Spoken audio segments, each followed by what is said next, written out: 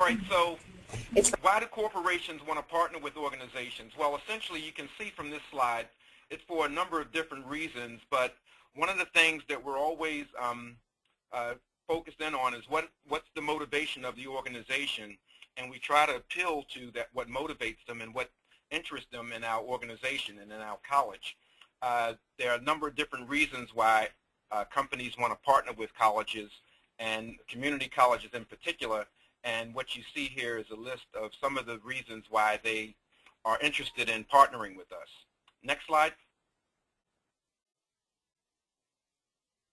Next slide.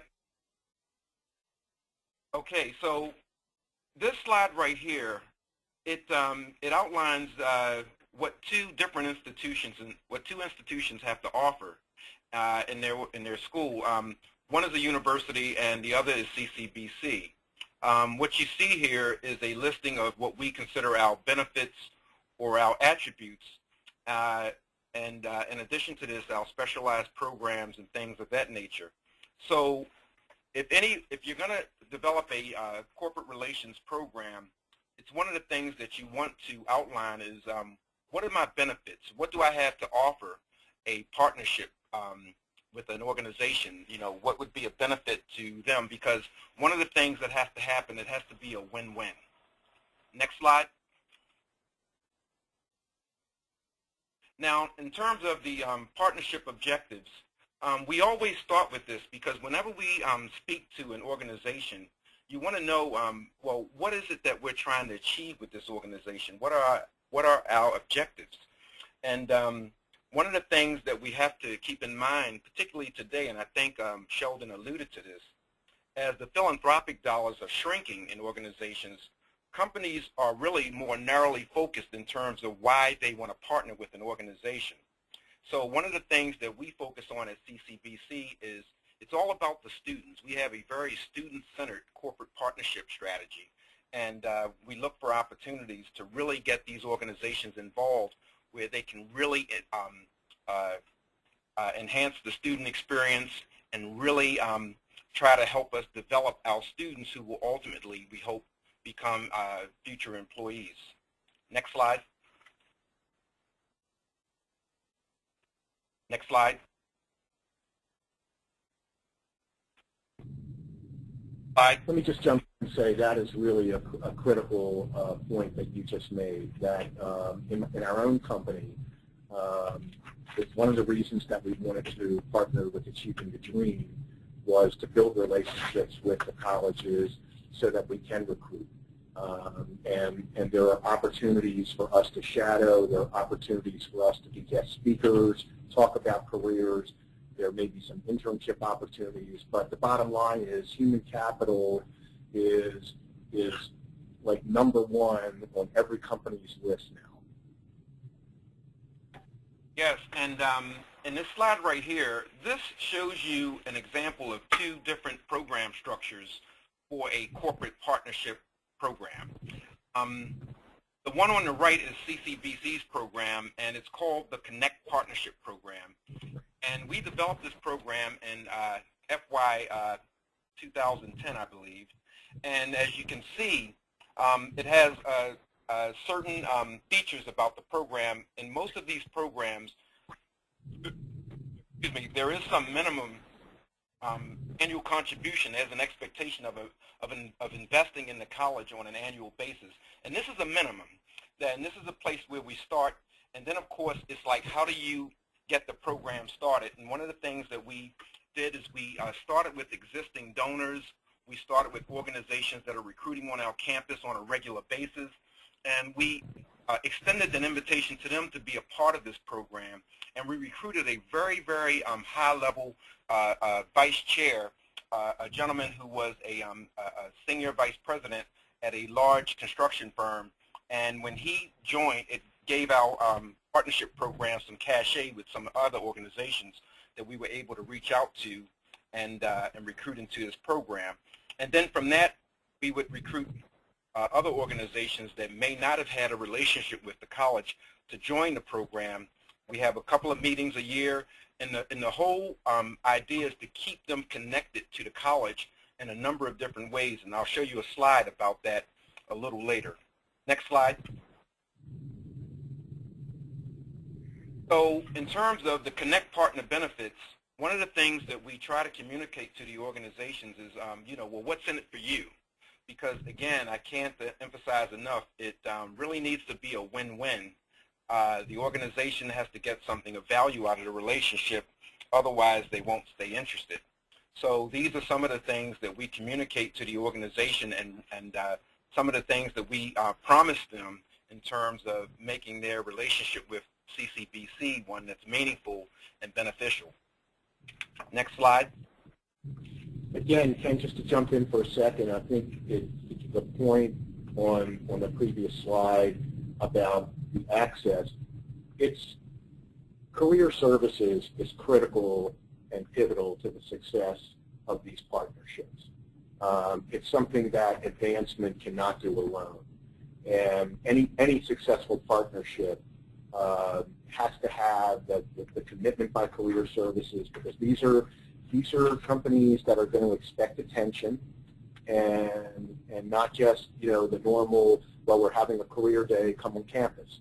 They're going to expect that the career services area is actually going to help them find the right folks for them. You're absolutely right, Sheldon, and one of the things that I like to refer to in these types of programs is that they're high touch.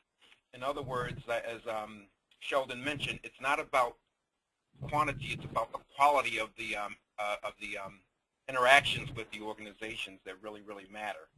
And this slide that you see here, the return on investment, again, we're looking for ways to give these organizations some recognition.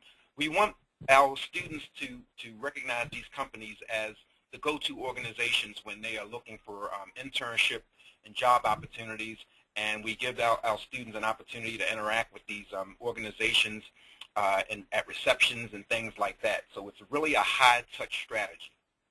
Next slide. There are challenges. There are always challenges. And one of the biggest challenges is, we need the involvement of our academic areas.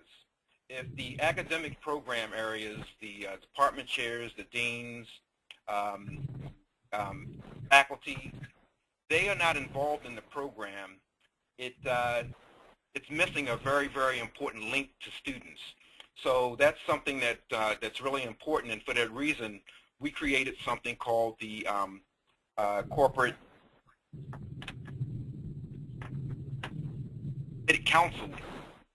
So there's a Corporate Relations Council at CCBC that's made up of these individuals, and we communicate with them frequently. And then, of course, the second point at CCBC that's a challenge, and Sheldon already mentioned this, you really need the involvement of career services. If the career services office is not involved in terms of their ability to connect students with employers and jobs, it's going to be a challenge. Of course, other thing is you want to start small, and and it needs to be a top-down approach. You really want the senior leadership to buy into the strategy, because these organizations want to know that that they have access to your senior leadership as well as anything. So that's very, very important. And staying on the point about having faculty involved, again, I think this is very important, because as a business person, we often feel that we'd like to connect with faculty. We'd like to talk with them about the curriculum. And you kind of have to set the stage with faculty, because they're going to hear some things that aren't going to be relevant, because after all, everybody is great at giving advice.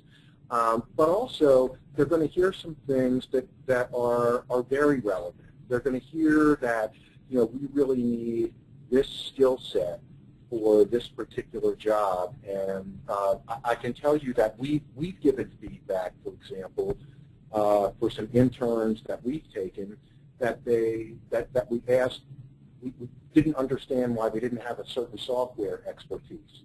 And actually, a couple of the faculty members actually changed what they were teaching in a course to expose students to that software.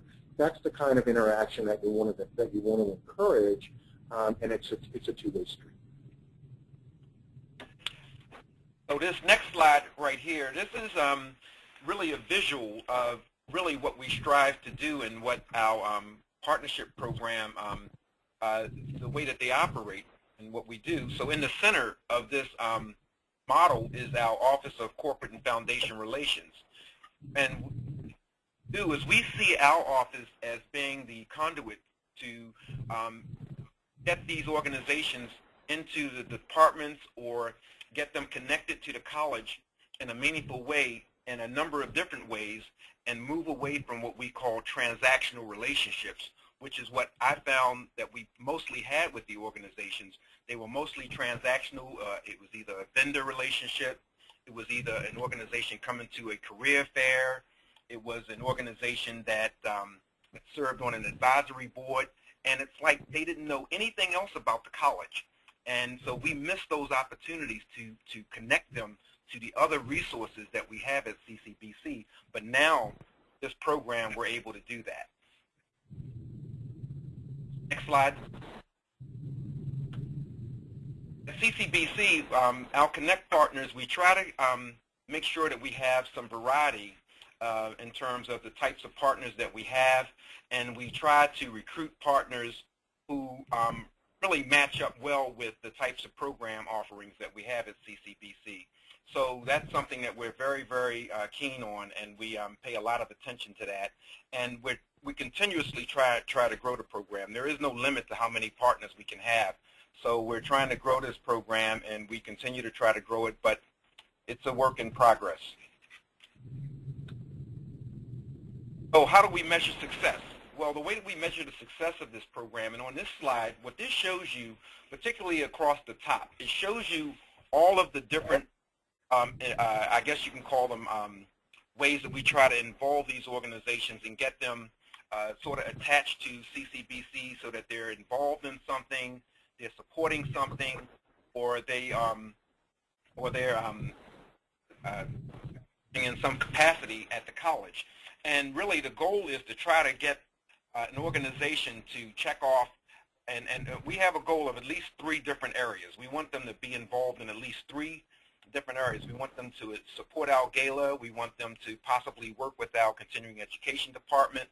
We want them to participate in an internship program or in a professional development activity. So we keep track of that to try to make sure that we are engaging these organizations in a meaningful way.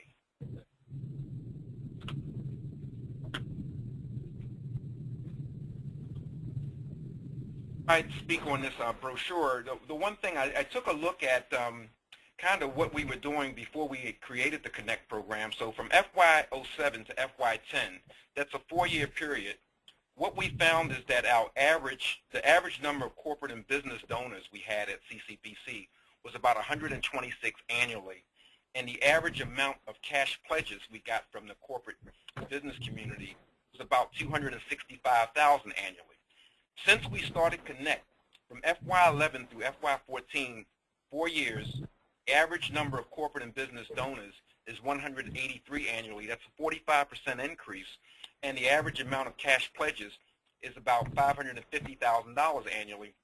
That's a 108% increase. So I don't want to say it's all because of the Connect program, but that's the only thing that changed, besides us asking more organizations. What you see here is our Connect Partner brochure that we developed, and this is a leave behind and something that we send out when we meet with organizations that explains the program. And so that's what you see here. And on the next slide, this is our Connect newsletter, e-newsletter. So we send out a electronic newsletter to our Connect partners, and we just started that because one of the things about these programs is that you do need to have people involved and a person responsible for this program who can keep the engagement going and can stay in contact with these organizations, because if we don't do it, another school will jump in, and if they grab hold of them and they're more diligent in terms of staying in touch with them, we'll lose that contact. So so I think that really, really important for particularly community colleges, because so much of what we do is connected to the business community and workforce development. Have these kinds of programs, and it's kind of surprising when I talk to some businesses and organizations when we talk about Connect, they're so amazed because they say, "Wow, we don't see anything else like this." You know, that's because we know that this is the type of program that will keep these organizations kind of engaged and connected. So, presentation, Sheldon, add. Sure. I think what you've seen here is a lot of moving parts, and it's complicated, and I think it goes back to Ken saying that you need the commitment from the top if you're going to be successful, and really there's a readiness issue, and that means that there are expectations of the corporate members, that there's a care and feeding of them. There's a cultivation period and a stewardship period. When they come to meetings, they expect them to be organized. They expect them to be interactive. They're not going to sit with talking heads. They want to, you know, it's great for them to hear from a student. I mean, there are lots of ways to make them interesting. I want to give an example because I feel like you need to hear both sides of the equation. When I was in the advancement work, we had a dean who was new and said, "I'd like to start an advisory board." And we were thrilled, and we sat down with him, and we sort of worked up an agenda. We had some ideas. He came from another state, so he didn't really know the corporate community. So we gave him some folks that we thought he should meet, and he did. So it started, and the meetings were a half a day. And we tried to say to the dean, folks don't have a half a day to give up twice a year. And he was adamant we're going to have it a half a day. And it was a series of talking heads. There was very little discussion. There was report after report after report. The first meeting, people stayed because they were gracious. And by the second meeting, people started voting with their feet. And if it started at 8 or 8:30, at 10 or 10:30, folks were leaving. And by the time it was lunchtime, and we were at less than half the people. There was little follow-up. And so what happened was attendance then started to wane. And not only attendance, but we weren't getting the follow-up from the dean's office in terms of the stewardship piece, because people felt that they were committing their time, they were committing resources from their company, they were making offers to come and speak in a class, to have a project, to fund something, and nobody followed up with them. And finally, it sort of dissolved on its own weight. And it was hard to manage from an advancement point of view, but what we're saying is, and I think that Ken's point with all these different pieces is, if you're not ready, don't do it. Because you can do yourself more harm than good. Obviously, both of us are advocates for this. And by the way, using the word advocate, what we didn't see on this list, because this is more of what we think corporations want from the college, there's something that the college, in addition to getting money and getting jobs, there's advocacy. And again, as budgets are tighter, and as we've seen states and municipalities lower their level of support, having advocacy from the corporate community, I think, is going to become even more important. Whether it's letters, whether it's calls, people listen to the business community. Legislators listen to the business community.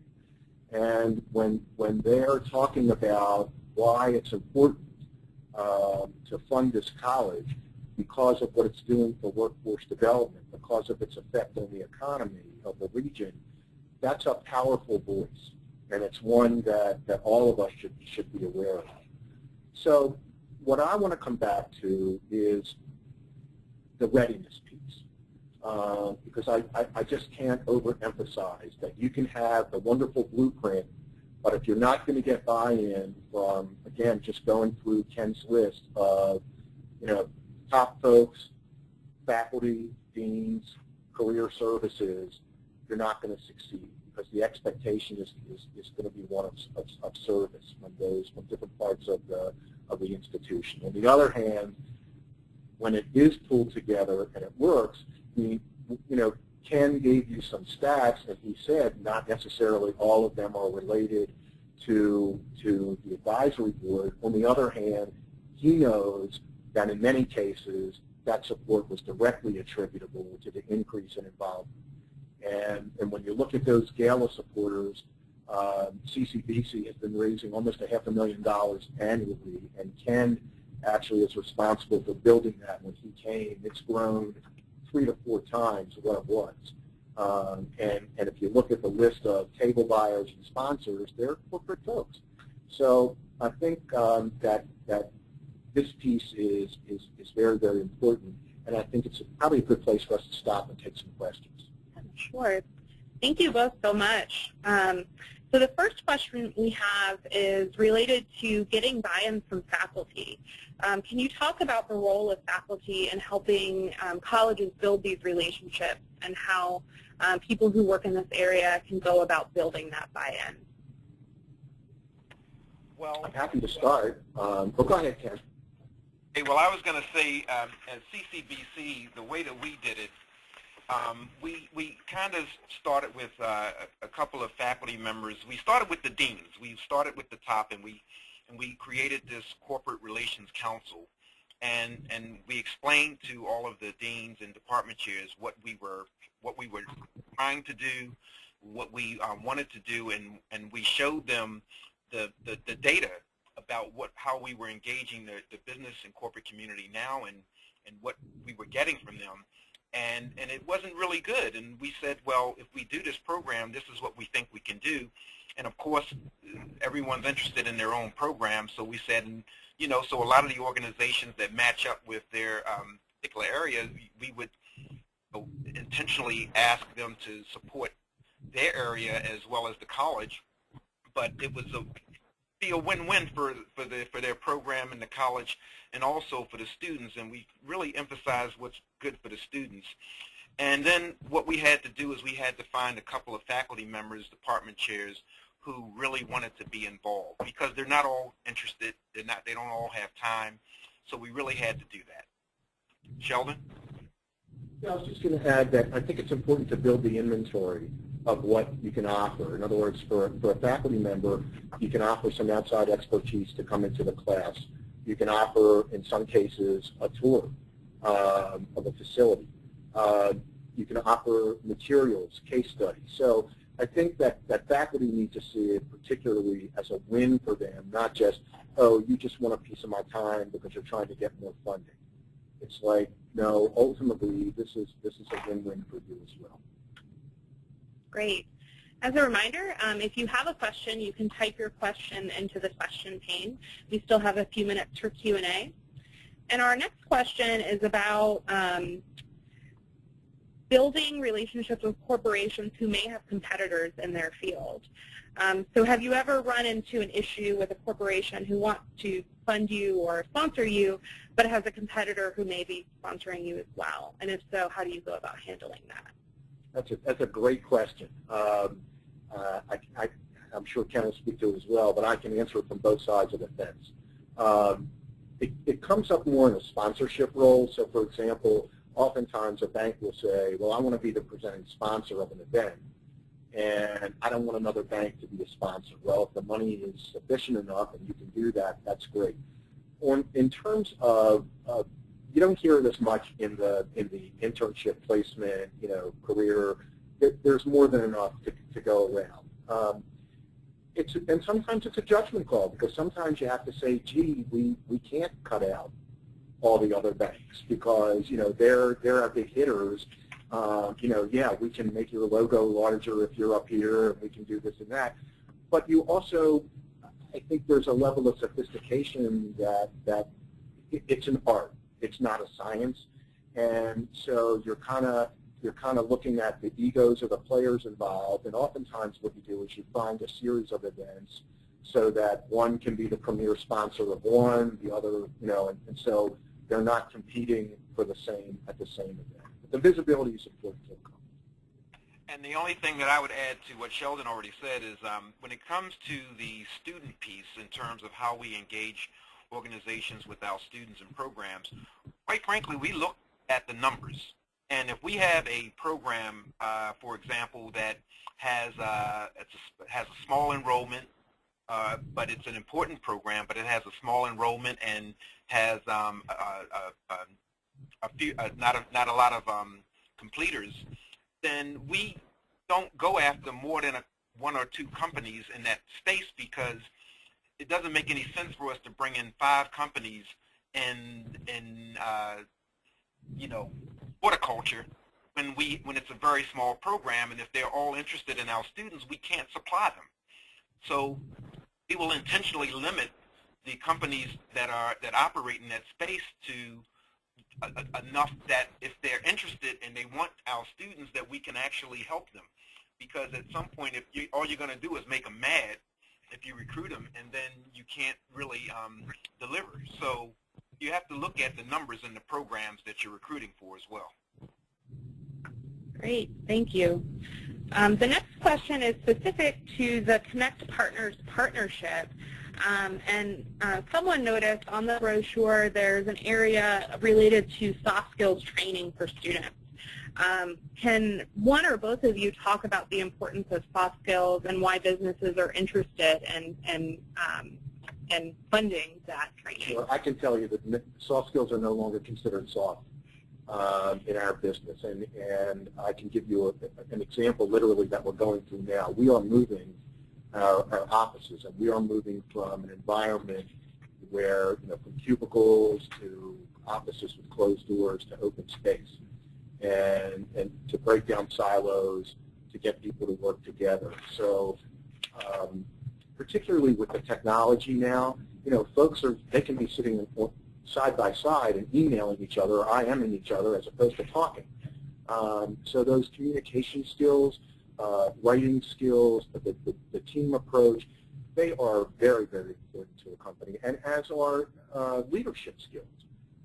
They're hard to define, but when we're looking at, we do performance appraisals every year, we do development plans, and a lot of those are not hard skills.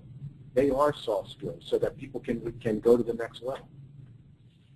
And let me just speak to that real quickly. I'm glad that question was asked, because this was a very, very important component to our program. When we organized this program and put it together, one of the things that we noticed is that large companies like OneMain and a lot of the big banks, they all have these community relations agendas, where they say that this is what we're going to do. We're going to reach out into community, and this is going to be our emphasis, our focus. But we have a lot of small businesses in this program, so we decided to give them a program that they could help create. And so they got together, and we led this initiative to create a soft skill program called Ready to Work. And this is their program. So they created this program with our guidance, and that really engaged them and really got them to be even closer to CCBC, because they feel like this is our program and we want to support the Ready to Work program. So it's a program that, through our guidance, that they created as a soft skills program for our students. Great. And we have time for one final question, and if your question wasn't answered, you can still type it in, and we'd be happy to get back to you after the webinar. So the final question is related to alumni of community colleges. How do you go about building a strong alumni base where alumni are interested in donating or providing internship or externship opportunities to students? If you have the answer to that question, then you are a loaded, very rich consultant. I know Ken will speak to this, because we know at community colleges that this is a challenge. And I guess I worked at commuter schools that didn't have the the kind of alums that we think didn't live together for 4 years, that kind of thing. I think one of the best things we can do is to provide services to our alums. And this is going to require some data. There are a number of firms, a number of programs around, insurance programs, et cetera, and Ken can speak specifically to it.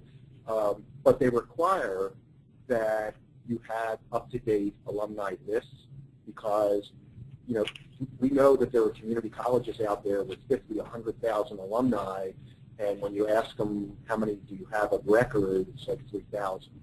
And a company can't do that on a mass scale. But I think that community colleges are extremely well positioned to take advantage of this because of their location, because their folks are local, because, frankly, a lot of their graduates aren't paid attention to by other kinds of services. So I think this is just as I look out on the landscape, I think this is a hotbed for development. And just to add to what Sheldon already said, for us, what we found is that you really need a segmented strategy for community college alumni, because what we found is a lot of our students, our alumni, they really have a very limited affinity with CCBC, but their affinity is more with their program. So if the nursing students, we carve out our nursing students and we appeal to them with a segmented, very specialized appeal. If it's our former athletes, which is a huge affinity group because they're full-time, we appeal to them about things that might be of interest to them. If it's our students in the construction space, we try to, because what we found is that is more effective than just doing a kind of one-size-fits-all, because the affinity just didn't resonate with a lot of our students. It's about the campus that they attended. It's about the program they were in.